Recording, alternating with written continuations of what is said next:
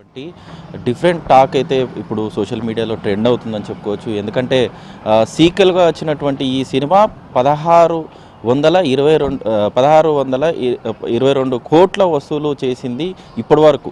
అయితే ఏ సినిమా కూడా భారతీయ చరిత్రలోనే ఇంత వసూలు చేసినటువంటి సినిమా ఏది లేదని చెప్పుకోవచ్చు. ఎందుకంటే గడిచిన కేవలం 3 వారాల్లోనే ఈ వసూలు రావడం అనేది భారతదేశంలోనే మొట్టమొదటి సినిమాగా ధురంధర్ 2 రివెంజ్ అనే సినిమా అయ్యిందని చెప్పుకోవచ్చు. ఆదిత్య ధర్ దర్శకత్వం వహించినటువంటి ఈ సినిమా ధురంధర్ 1, ధురంధర్ 2. ధురంధర్ 1 కూడా ఒక గ్రాండ్ సక్సెస్ అయింది. ధురంధర్ 2 భారీ అంచనాలతోనే ఇండియాలో రిలీజ్ అయింది. దాదాపుగా 3 వారాలు కంప్లీట్ చేసుకుని ఇది 4వ వారానికి అడుగుపెట్టిందని చెప్పుకోవచ్చు.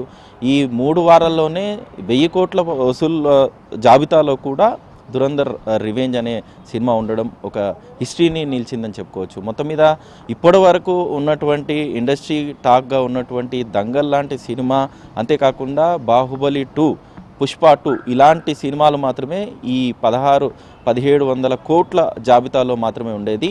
అయితే ఇంత త్వరగా మాత్రం 1622 కోట్లు వసూలు చేయడం అనేది ధురంధర్ రివెంజ్ 2కే మాత్రమే సాధ్యమని చెప్పుకోవచ్చు.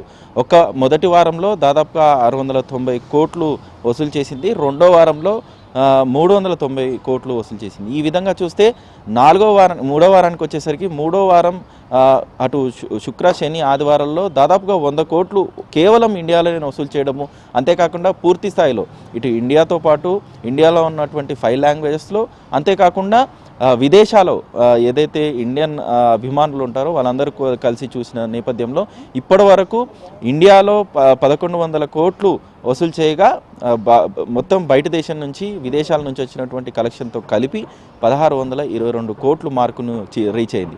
కేవలం 3 వారాల్లోనే ఇంత బడ్జెట్ని రీచ్ అయినటువంటి సినిమాగా కూడా ఇండియన్ హిస్టరీలో ఇది నిలిచిందని చెప్పుకోవచ్చు. ఇంకా ఎలాంటి వసూళ్లు అధిగమిస్తుంది అనేది ఇప్పటికీ సినిమా వర్గాల అంచనాకు అంతు లేనట్టుగా కూడా ఈ సినిమా వసూళ్లు కనిపిస్తున్నాయి.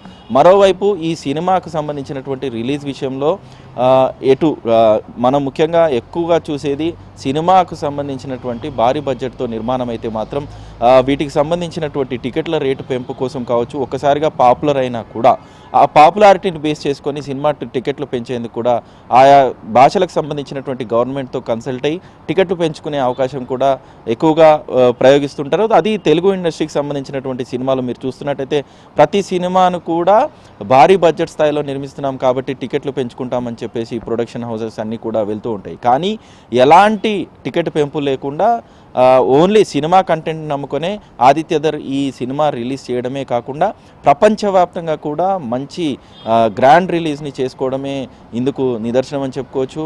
అటు సినిమా కనుక ఆ ప్రేక్షకులను అభిమానించే విధంగా ఉంటే మాత్రం వాళ్ళకి ఎలాంటి ప్రమోషన్స్ అవసరం లేదనేది ఈ ధురంధర్ 2 రివెంజ్ అనేది ఒక తారాస్థాయికి చేరుకుందని చెప్పుకోవచ్చు.